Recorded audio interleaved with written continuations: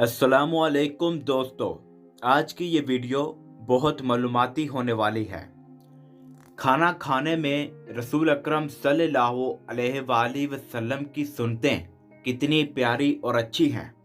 पहली बात ये है कि जब आप खाना खाते तो अपने पेट का कुछ हिस्सा खाली रखते।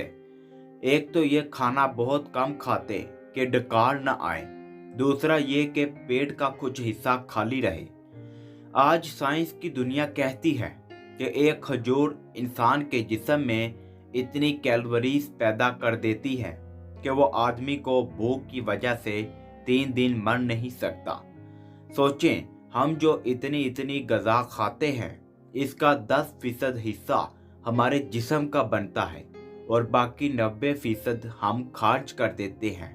यानी हम पेट तो भर रहे होते हैं और हमारा जिस्म इसे खर्च कर देता है।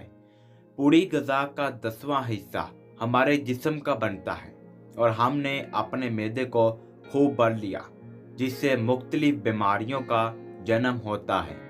नबी करीम को जितनी भूख होती इससे ज़रा कम खाते और दूसरी बात, एक वक्त में एक खाना खाते थे, 2 खाने मिलाकर नहीं खाते थे।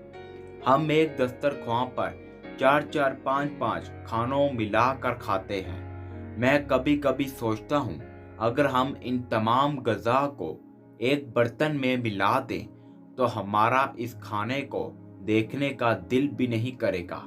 तो दोस्तों, इस वीडियो को लाइक, शेयर एंड सब्सक्राइब करें। मिलते हैं नेक्स्ट वीडियो में, तब के लिए अल्लाह हाफ़िज़।